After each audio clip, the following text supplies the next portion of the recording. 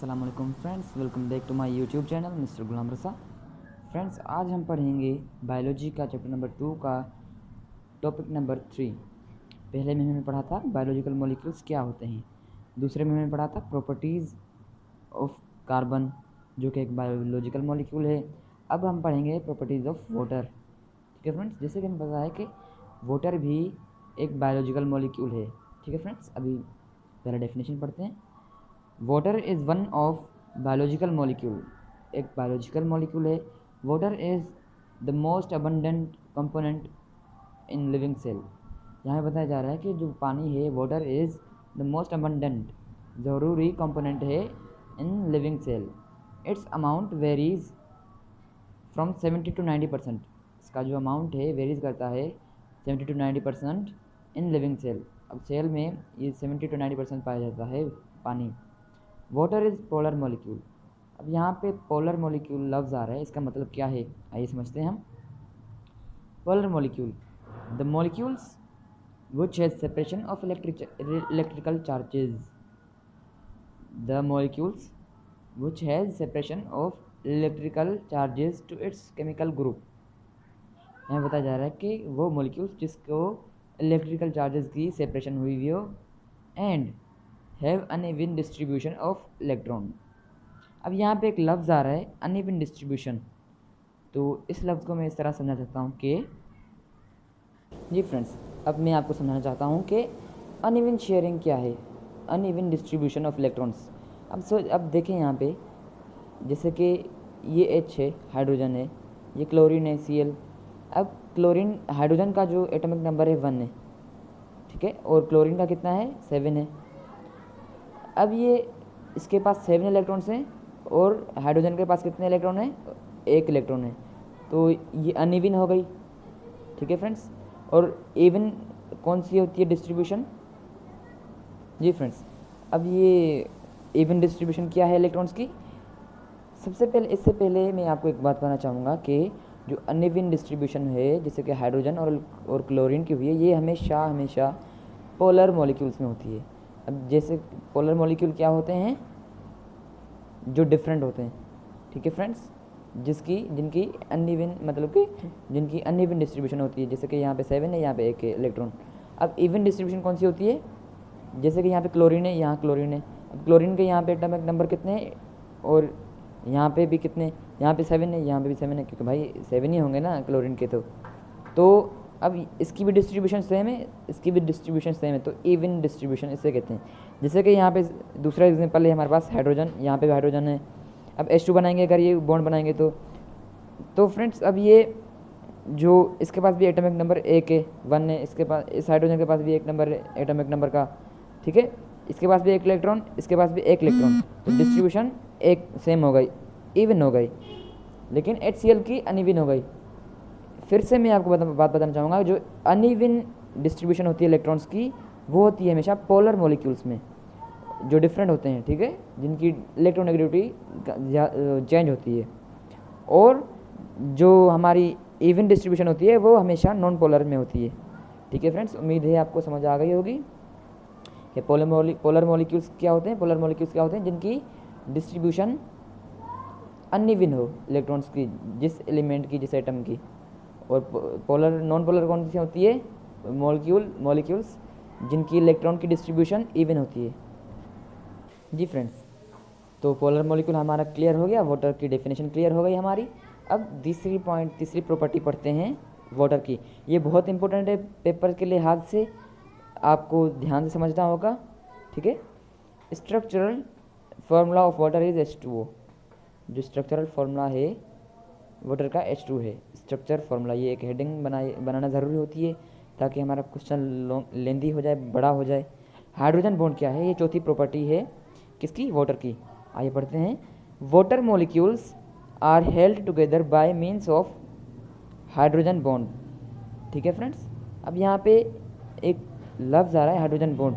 Hydrogen bond किसे कहते हैं, हाइड्रोजन बॉन्ड जी फ्रेंड्स, के हाइड्रोजन बॉन्ड क्या होता है, when hydrogen atom makes bond with an other atom.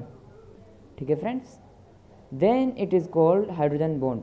Like example H2O। अब यहाँ पे H2 जो है एटम है, ठीक है, वो किसके साथ एलिमेंट है, ठीक है, वो किसके साथ बना रहा है अपना बॉन्ड, O के साथ। ये हाइड्रोजन बॉन्ड हो गया, ये अपना बॉन्ड तो बना रहे हैं ना, ये ना होगा कोवैलेंट बॉन्ड ना होगा आयनिक बॉन्ड, ये होगा सिर्फ हाइड्रोजन बॉन्ड। किसी भी एलिमेंट या किसी भी एटम किसी भी मॉलिक्यूल के साथ अगर है हाइड्रोजन ऐड हो जाए तो वो हाइड्रोजन बॉन्ड कहलाता है, ना कोवैलेंट ना आयनिक, ठीक है। उम्मीद है आपको समझ आ गया होगा। जी फ्रेंड्स, इसी तरह हमारी चौथी प्रॉपर्टी भी वाटर की क्लियर हो गई। अब हम पाँचवीं पे चलते हैं। जी फ्रेंड्स, पाँचवीं जो हमारी प्रॉपर्टी है, जो हमारी तीसरी थी वो हाइड्रोजन बॉन्ड थी, ये चौथी प्रॉपर्टी है एम्फोटेरिक नेचर। अब चौथी क्या है हमारी प्रॉपर्टी वाटर की, एम्फोटेरिक नेचर है वाटर की। Water molecule is amphoteric in nature.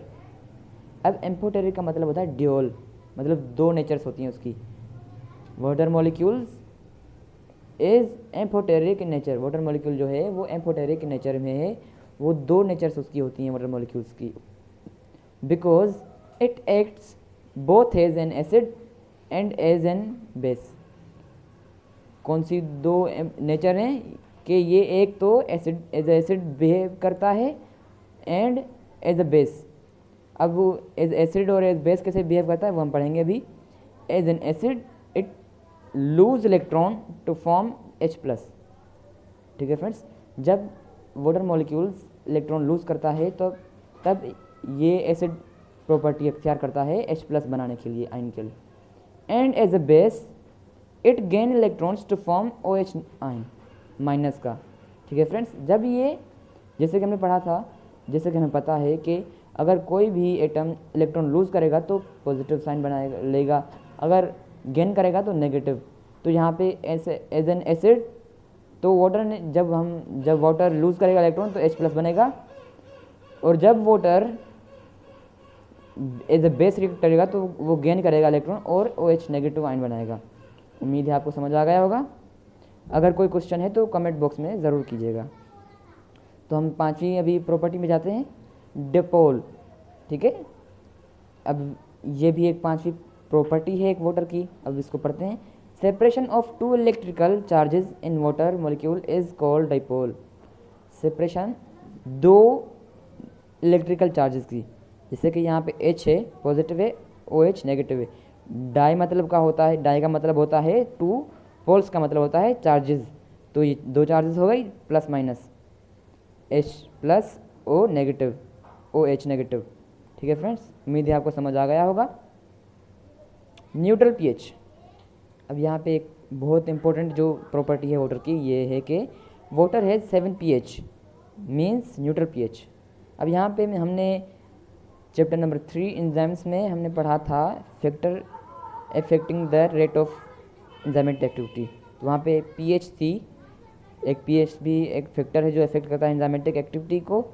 तो उसमें हमने पढ़ा था कि 7 कौन सी pH होती है, वो न्यूट्रल pH होती है, ठीक है, मतलब कि एक्वेटिक मीडियम होता है वहाँ पे।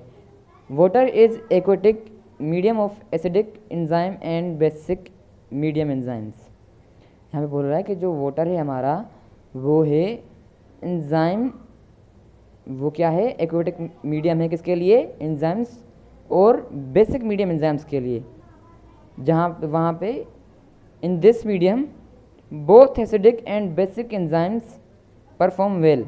अब जैसे कि मैंने आपको बताया था कि एसिडिक मीडियम एंजाइम जो है वो बेसिक मीडियम एंजाइम में नहीं काम करेगा और बेसिक मीडियम एंजाइम जो है एसिडिक मीडियम में काम नहीं करेगा, ठीक है, परफॉर्म नहीं करेगा अपना काम। तो उसी तरह जो pH है हमारी वाटर है जो हमारा, वो जो न्यूट्रल pH है वहाँ पे दोनों हमारे जो एंजाइम्स है वो काम करेंगे। उम्मीद है आपको समझ आ गया होगा। फ्रेंड्स, अभी हमारी जो 7th प्रॉपर्टी है वाटर की, बेस्ट सॉल्वेंट, जो कि बहुत इंपॉर्टेंट है समझने के लिए। Due to polar nature it behaves as a good solvent and many substances are easily dissolved in water, ठीक है, ड्यू टू पोलर नेचर। अब पोलर नेचर कौन सी, कि भाई अनइवन डिस्ट्रीब्यूशन होती है इलेक्ट्रॉन्स की।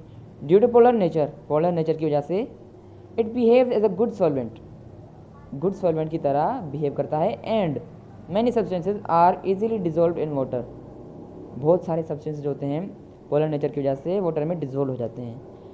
अब जो हमारी 8वीं प्रॉपर्टी है वो है हाई स्पेसिफिक हीट कैपेसिटी। अब उसको रीड करते हैं। Water has high specific heat capacity, क्या capacity, so it requires high amount of heat. ठीक है friends, to warm it up. यहाँ पे बोल रहा है कि जो स्पेसिफिक हीट कैपेसिटी है वाटर की वो है high, water is high specific heat capacity, so it requires high amount of heat, इसलिए यहाँ पे लिखा हुआ है heat. To warm it up, high specific heat capacity की होने की वजह से वाटर को ज़्यादा अमाउंट चाहिए हीट का उसको गर्म होने के लिए। This is all due to hydrogen bond strong cohesive force. अब यहाँ पे बोल रहे होंगे आप, एक सवाल है कि भाई जो वाटर की high specific capacity heat capacity क्यों है, वाटर की हाई स्पेसिफिक हीट कैपेसिटी क्यों है, क्योंकि हाइड्रोजन बॉन्ड की वजह से, स्ट्रॉन्ग कोहेसिव फोर्स की वजह से। अब दोनों हाइड्रोजन बॉन्ड मैंने पढ़ा दिया आपको, स्ट्रॉन्ग कोहेसिव फोर्स मैं आपको आगे जाके पढ़ाऊँगा। ठीक है फ्रेंड्स, उम्मीद है आपको समझ आ गया होगा कि यहाँ पे एक लफ्ज़ आ रहा है स्पेसिफिक हीट कैपेसिटी। इसको समझने से पहले ये समझ लें आप, आपको अच्छी तरह समझ आ जाएगा। ठीक है friends, specific heat capacity, it is the raisement in temperature of 1 gram of any substance to 1 degree centigrade. यहाँ पे बोला जा रहा है कि जो स्पेसिफिक हीट कैपेसिटी है, स्पेसिफिक का मतलब होता है खास, हीट मतलब हीट एनर्जी, कैपेसिटी मतलब कि ability. It is the raisement in temperature of 1 gram. अब यहाँ पे जैसे कि मैंने आपको बताया था कि खास है heat, 1 gram of any substance to 1 degree centigrade. भाई 1 ग्राम की जो हमारा कोई भी temperature, it is the raisement of in temperature, ये बढ़ाने का प्रोसेस है टेम्परेचर को ऑफ 1 ग्राम, एक सब्सटेंस का जिसका मास है 1 gram of any substance to 1 degree centigrade. अब जो हीट चाहिए होगी 1 ग्राम को हीट करने के लिए कहाँ तक, 1 डिग्री सेंटीग्रेड तक, वो क्या होगी हमारी specific heat capacity. The time required for this purpose is termed as specific heat capacity. ठीक है फ्रेंड्स, उम्मीद है आपको समझ आ गया होगा कि जो टाइम हमें लगेगा 1 ग्राम को हीट करने के लिए, टेम्परेचर उस 1 ग्राम का टेम्परेचर चेंज करने के लिए कब किस तक, 1 डिग्री सेंटीग्रेड तक। 1 ग्राम का टेम्परेचर 1 डिग्री सेंटीग्रेड तक करने के लिए टेम्परेचर जो हमें टाइम लगेगा उसको कहते हैं हीट स्पेसिफिक हीट कैपेसिटी। उम्मीद है आपको समझ आ गया होगा अब के वाटर की हाई स्पेसिफिक कैपेसिटी होती है, इसीलिए उसको लार्ज अमाउंट ऑफ हीट चाहिए। ठीक है friends, high heat of vaporisation, ये हमारी 10th प्रॉपर्टी है वाटर की। Due to hydrogen bond water molecules needs high amount of heat to convert in vapours. यहाँ बोला जा रहा है कि हाइड्रोजन बॉन्ड की वजह से water molecules needs high amount of heat to convert in vapours. तो क्योंकि हाइड्रोजन बॉन्ड है वाटर में तो उसको ज़्यादा हीट चाहिए होगी, need high amount of heat, ज़्यादा अमाउंट चाहिए हीट का टू कन्वर्ट इन वेपर्स, पानी को कन्वर्ट करने के लिए वेपर्स में। फ्रेंड्स, अब हमारी जो लास्ट होगी प्रॉपर्टी, लास्ट है हमारी प्रॉपर्टी वाटर की, क्या है, कोहेसिव फोर्स। मैंने आपको बताया था कि मैं आपको बाद में पढ़ाऊँगा, अभी पढ़ा रहा हूँ, जो गौर से सुनेगा, ये भी इम्पोर्टेंट पॉइंट है। Strong force of attraction in water molecule, क्या है, strong force of attraction in water molecules. Force of attraction water molecules के आपस में जो फोर्स ऑफ अट्रैक्शन होता है वाटर मॉलिक्यूल्स का, इज कॉल्ड कोहेसिव फोर्स, इसे कहते हैं कोहेसिव फोर्स। और वाटर का जो कोहेसिव फोर्स है वो स्ट्रॉन्ग है। उम्मीद है आपको समझ आ गया होगा अब आज की वीडियो। अगर हमारी आपको वीडियो पसंद आई तो लाइक कीजिए, कमेंट कीजिए जो आप टॉपिक हमसे समझना चाहते हैं, और सब्सक्राइब करना मत भूलिए, और बेल आइकन का बटन साथ में प्रेस करें ताकि जो भी हमारी न्यू अपडेट हो आप तक जल्द से जल्द पहुंच सके। Thank you so much.